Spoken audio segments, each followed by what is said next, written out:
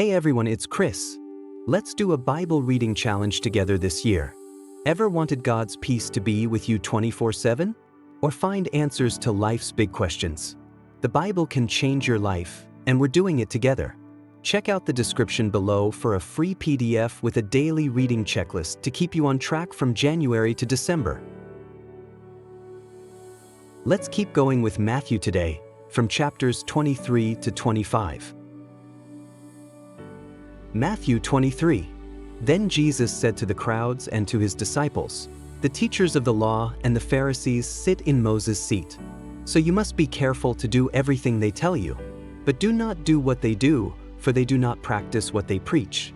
They tie up heavy, cumbersome loads and put them on other people's shoulders, but they themselves are not willing to lift a finger to move them. Everything they do is done for people to see. They make their phylacteries wide and the tassels on their garments long. They love the place of honor at banquets and the most important seats in the synagogues. They love to be greeted with respect in the marketplaces and to be called Rabbi by others. But you are not to be called Rabbi, for you have one teacher, and you are all brothers. And do not call anyone on earth Father, for you have one Father, and he is in heaven. Nor are you to be called instructors, for you have one instructor, the Messiah. The greatest among you will be your servant. For those who exalt themselves will be humbled, and those who humble themselves will be exalted. Woe to you, teachers of the law and Pharisees, you hypocrites! You shut the door of the kingdom of heaven in people's faces. You yourselves do not enter, nor will you let those enter who are trying to. Woe to you, teachers of the law and Pharisees, you hypocrites! You travel over land and sea to win a single convert, and when you have succeeded, you make them twice as much a child of hell as you are. Woe to you, blind guides! You say, if anyone swears by the temple, it means nothing, but anyone who swears by the gold of the temple is bound by that oath. You blind fools! Which is greater, the gold or the temple that makes the gold sacred? You also say, if anyone swears by the altar, it means nothing, but anyone who swears by the gift on the altar is bound by that oath. You blind men! Which is greater, the gift or the altar that makes the gift sacred? Therefore, anyone who swears by the altar swears by it and by everything on it. And anyone who swears by the temple swears by it and by the one who dwells in it. And anyone who swears by heaven swears by God's throne and by the one who sits on it. Woe to you, teachers of the law and Pharisees, you hypocrites! You give a tenth of your spices, mint, dill, and cumin, but you have neglected the more important matters of the law, justice, mercy, and faithfulness. You should have practiced the latter, without neglecting the former. You blind guides! You strain out a gnat but swallow a camel. Woe to you, teachers of the law and Pharisees, you hypocrites! You clean the outside of the cup and dish, but inside they are full of greed and self-indulgence. Blind Pharisee! First clean the inside of the cup and dish, and then the outside also will be clean. Woe to you, teachers of the law and Pharisees, you hypocrites! You are like whitewashed tombs, which look beautiful on the outside, but on the inside are full of the bones of the dead and everything unclean. In the same way, on the outside you appear to people as righteous, but on the inside you are full of hypocrisy and wickedness. Woe to you, teachers of the law and Pharisees, you hypocrites! You build tombs for the prophets and decorate the graves of the righteous. And you say, if we had lived in the days of our ancestors, we would not have taken part with them in shedding the blood of the prophets. So you testify against yourselves that you are the descendants of those who murdered the prophets. Go ahead, then, and complete what your ancestors started. You snakes! You brood of vipers! How will you escape being condemned to hell? Therefore I am sending you prophets and sages and teachers. Some of them you will kill and crucify, others you will flog in your synagogues and pursue from town to town. And so upon you will come all the righteous blood that has been shed on earth, from the blood of righteous Abel to the blood of Zechariah son of Berechiah, whom you murdered between the temple and the altar. Truly I tell you, all this will come on this generation. Jerusalem, Jerusalem, you who kill the prophets and stone those sent to you, how often I have longed to gather your children together, as a hen gathers her chicks under her wings, and you were not willing. Look, your house is left to you desolate. For I tell you, you will not see me again until you say, 'Blessed is he who comes in the name of the Lord.'" Matthew 24. Jesus left the temple and was walking away when his disciples came up to him to call his attention to its buildings. "Do you see all these things?" he asked. "Truly I tell you, not one stone here will be left on another, every one will be thrown down." As Jesus was sitting on the Mount of Olives, the disciples came to him privately. "Tell us," they said, "when will this happen, and what will be the sign of your coming and of the end of the age?" Jesus answered, "Watch out that no one deceives you. For many will come in my name, claiming, 'I am the Messiah,' and will deceive many. You will hear of wars and rumors of wars, but see to it that you are not alarmed. Such things must happen, but the end is still to come. Nation will rise against nation, and kingdom against kingdom. There will be famines and earthquakes in various places. All these are the beginning of birth pains. Then you will be handed over to be persecuted and put to death, and you will be hated by all nations because of me. At that time many will turn away from the faith and will betray and hate each other, and many false prophets will appear and deceive many people.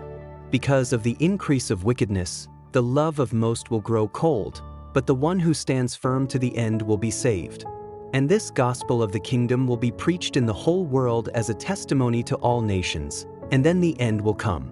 So when you see standing in the holy place the abomination that causes desolation, spoken of through the prophet Daniel, let the reader understand. Then let those who are in Judea flee to the mountains. Let no one on the housetop go down to take anything out of the house. Let no one in the field go back to get their cloak. How dreadful it will be in those days for pregnant women and nursing mothers.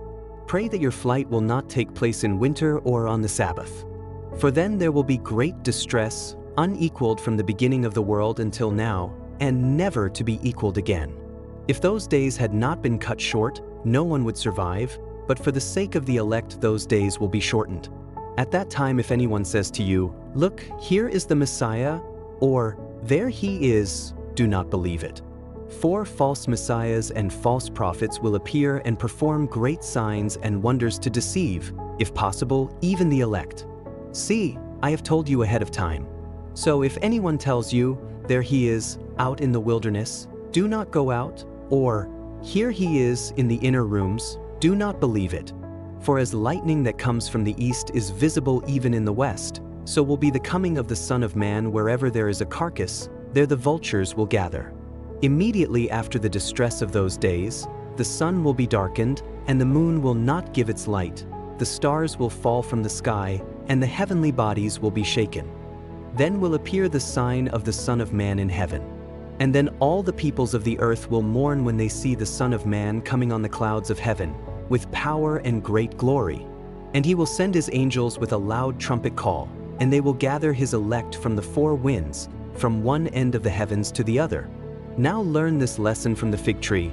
As soon as its twigs get tender and its leaves come out, you know that summer is near. Even so, when you see all these things, you know that it is near, right at the door. Truly I tell you, this generation will certainly not pass away until all these things have happened. Heaven and earth will pass away, but my words will never pass away. But about that day or hour no one knows, not even the angels in heaven, nor the Son, but only the Father. As it was in the days of Noah, so it will be at the coming of the Son of Man. For in the days before the flood, people were eating and drinking, marrying and giving in marriage, up to the day Noah entered the ark, and they knew nothing about what would happen until the flood came and took them all away. That is how it will be at the coming of the Son of Man. 2 men will be in the field, one will be taken and the other left. 2 women will be grinding with a hand mill, one will be taken and the other left. Therefore keep watch, because you do not know on what day your Lord will come. But understand this, if the owner of the house had known at what time of night the thief was coming, he would have kept watch and would not have let his house be broken into. So you also must be ready, because the Son of Man will come at an hour when you do not expect him. Who then is the faithful and wise servant, whom the master has put in charge of the servants in his household to give them their food at the proper time? It will be good for that servant whose master finds him doing so when he returns. Truly I tell you, he will put him in charge of all his possessions. But suppose that servant is wicked and says to himself, "My master is staying away a long time," and he then begins to beat his fellow servants and to eat and drink with drunkards. The master of that servant will come on a day when he does not expect him and at an hour he is not aware of. He will cut him to pieces and assign him a place with the hypocrites, where there will be weeping and gnashing of teeth. Matthew 25. At that time the kingdom of heaven will be like 10 virgins who took their lamps and went out to meet the bridegroom. 5 of them were foolish and 5 were wise. The foolish ones took their lamps but did not take any oil with them. The wise ones, however, took oil in jars along with their lamps. The bridegroom was a long time in coming, and they all became drowsy and fell asleep. At midnight the cry rang out, "Here's the bridegroom! Come out to meet him!" Then all the virgins woke up and trimmed their lamps. The foolish ones said to the wise, "Give us some of your oil, our lamps are going out." "No," they replied, "there may not be enough for both us and you. Instead, go to those who sell oil and buy some for yourselves." But while they were on their way to buy the oil, the bridegroom arrived. The virgins who were ready went in with him to the wedding banquet, and the door was shut. Later the others also came. "Lord, Lord," they said, "open the door for us." But he replied, "Truly I tell you, I don't know you. Therefore keep watch, because you do not know the day or the hour." Again, it will be like a man going on a journey, who called his servants and entrusted his wealth to them. To one he gave 5 bags of gold, to another 2 bags, and to another 1 bag, each according to his ability. Then he went on his journey. The man who had received 5 bags of gold went at once and put his money to work and gained 5 bags more. So also the one with 2 bags of gold gained 2 more. But the man who had received 1 bag went off, dug a hole in the ground and hid his master's money. After a long time the master of those servants returned and settled accounts with them. The man who had received 5 bags of gold brought the other 5. "Master," he said, "you entrusted me with 5 bags of gold. See, I have gained 5 more." His master replied, "Well done, good and faithful servant. You have been faithful with a few things. I will put you in charge of many things. Come and share your master's happiness." The man with 2 bags of gold also came. "Master," he said, "you entrusted me with 2 bags of gold. See, I have gained 2 more." Then the man who had received 1 bag of gold came. "Master," he said, "I knew that you are a hard man, harvesting where you have not sown and gathering where you have not scattered seed. So I was afraid and went out and hid your gold in the ground. See, here is what belongs to you." His master replied, "You wicked, lazy servant. So you knew that I harvest where I have not sown and gather where I have not scattered seed? Well then, you should have put my money on deposit with the bankers, so that when I returned I would have received it back with interest. So take the bag of gold from him and give it to the one who has 10 bags. For whoever has will be given more, and they will have an abundance. Whoever does not have, even what they have will be taken from them. And throw that worthless servant outside, into the darkness, where there will be weeping and gnashing of teeth. When the Son of Man comes in his glory, and all the angels with him, he will sit on his glorious throne. All the nations will be gathered before him, and he will separate the people one from another as a shepherd separates the sheep from the goats. He will put the sheep on his right and the goats on his left. Then the king will say to those on his right, "Come, you who are blessed by my Father, take your inheritance, the kingdom prepared for you since the creation of the world. For I was hungry and you gave me something to eat, I was thirsty and you gave me something to drink, I was a stranger and you invited me in, I needed clothes and you clothed me, I was sick and you looked after me, I was in prison and you came to visit me." Then the righteous will answer him, "Lord, when did we see you hungry and feed you, or thirsty and give you something to drink? When did we see you a stranger and invite you in, or needing clothes and clothe you? When did we see you sick or in prison and go to visit you?" The king will reply, "Truly I tell you, whatever you did for one of the least of these brothers and sisters of mine, you did for me." Then he will say to those on his left, "Depart from me, you who are cursed, into the eternal fire prepared for the devil and his angels. For I was hungry and you gave me nothing to eat, I was thirsty and you gave me nothing to drink, I was a stranger and you did not invite me in, I needed clothes and you did not clothe me, I was sick and in prison, and you did not look after me."